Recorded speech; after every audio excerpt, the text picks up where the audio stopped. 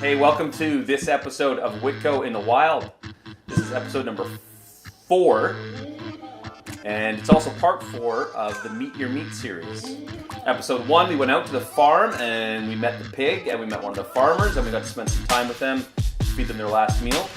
Episode 2, we took them up for slaughtering at Gunter Brothers Meat Co. Episode 3, we met Dave, the honest butcher, and he kind of showed us the ropes with the butchering out in the carport. Now it's time to cook.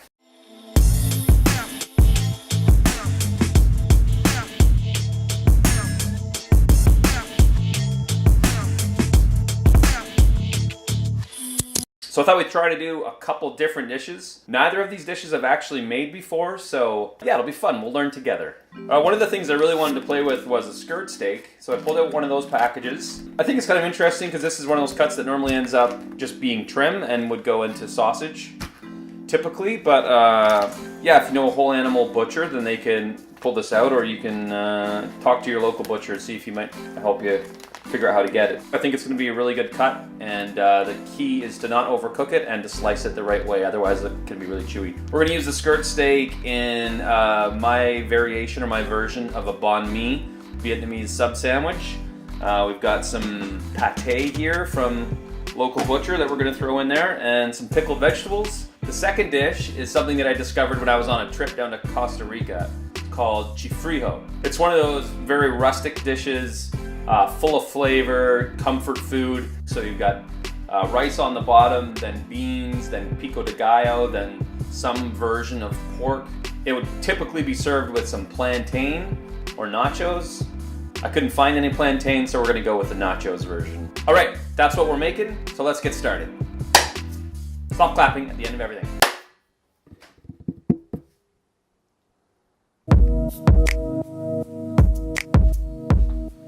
So we're going to start with a couple of the preparations for the chifrijo that take a little bit longer. First up is this 1.5 pound shoulder roast from our lovely local pig. We want to season it well with salt and pepper. Make sure you kind of get it in all the little nooks and crannies and on every surface. Then we're going to sear it off in this cast iron Dutch oven.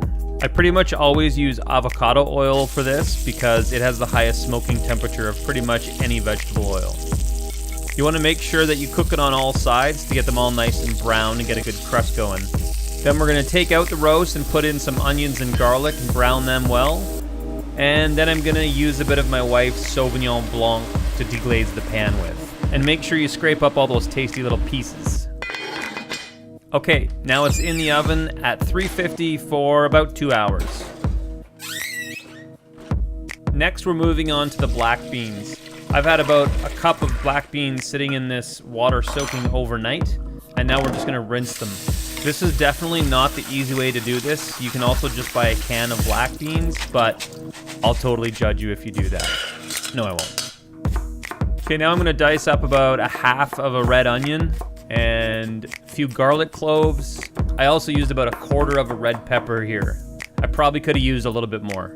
A couple sprinkles of salt, a few twists of some freshly ground pepper, and a couple pinches of oregano. That's one of the key flavors in this dish. And then, of course, you have to have cilantro. So you want to cover this and get it boiling, then reduce it to a simmer. Make sure that you're stirring it fairly often to keep any of the beans from burning to the bottom.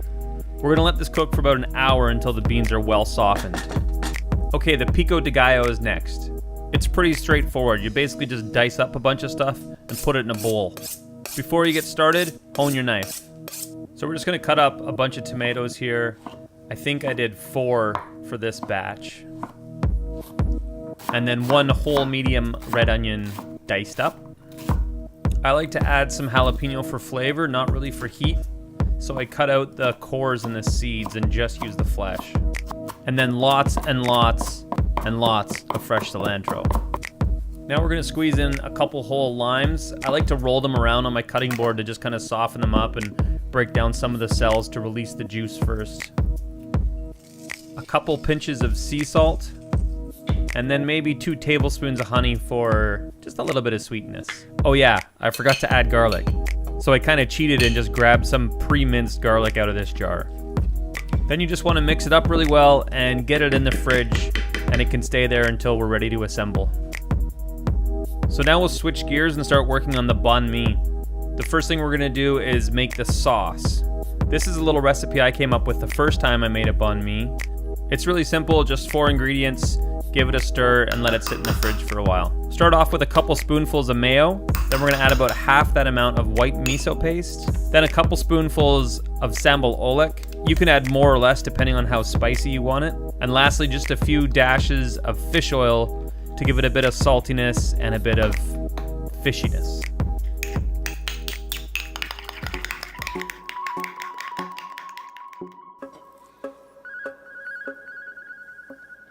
So these are the skirt steaks. As you can see, they're super thin and they have a really pronounced grain to them. So we're just gonna season these generously with some salt and pepper and then fry them like that. I want to be able to just taste the meat as it is. I don't want to encumber it with a bunch of other flavors, so just salt and pepper. So I'm going to grill these in this cast iron grill pan from Finex. I'll throw a link down in the description below there. You could use a normal cast iron pan or whatever you normally use. I recommend cast iron. A gas grill would work, charcoal grill would work. However you like to cook it, just don't overcook it. I had the element on at about 60% here. I probably should have had it more like 70 or even 80%. Would have given them a little extra char.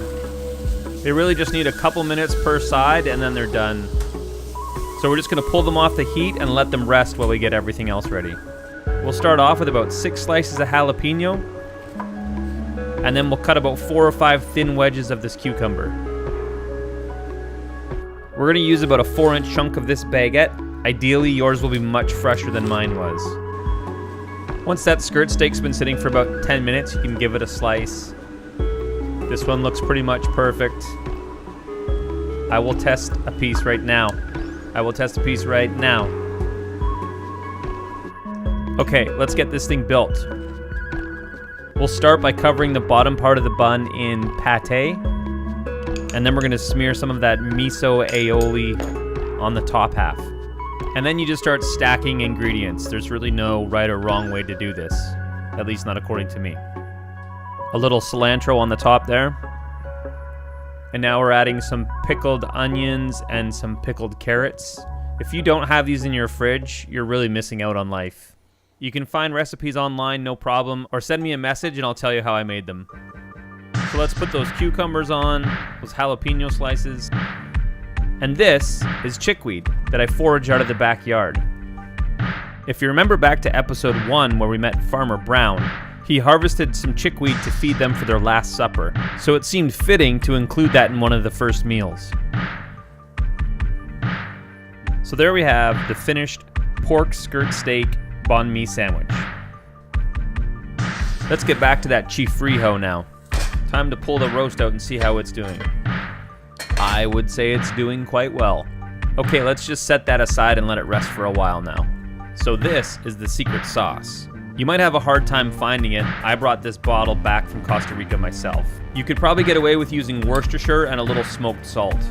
So now we want to uncover it and let it simmer for a while to reduce the sauce. Hopefully get it something to about this consistency. If anything, err on the side of a thinner sauce. Once that roast has been resting for about 15 or 20 minutes, we're going to take off a couple slices and then dice those up into about 1/2-inch size cubes. We're then going to fry those up at a fairly high heat in some oil.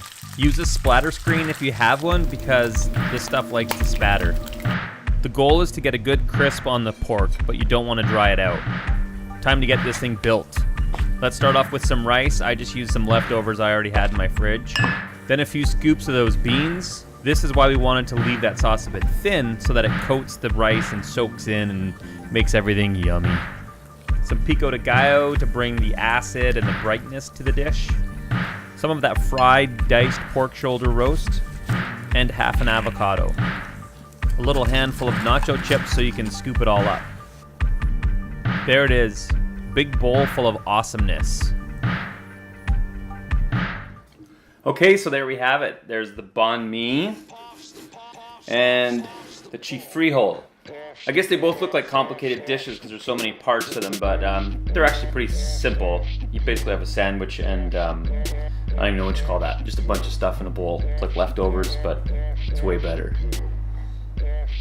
As you can probably tell, I didn't really go into a lot of detail. That's because I'm not trying to put myself across like I'm a professional or know-it-all in any of these videos in my vlog at all. That's not really my intention. It's just to try to, show people what I'm doing, and I just like trying lots of different things, and hopefully I can inspire other people to maybe do the same. Don't be intimidated by the things that you don't know. Just go out and try them, and be willing to screw up because you're gonna, and that's okay. That's all part of it. That's where all the lessons come in. So thanks for watching again.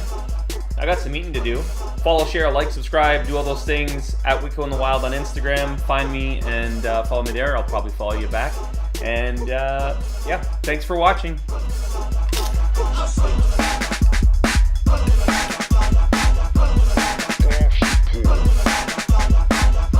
Oh,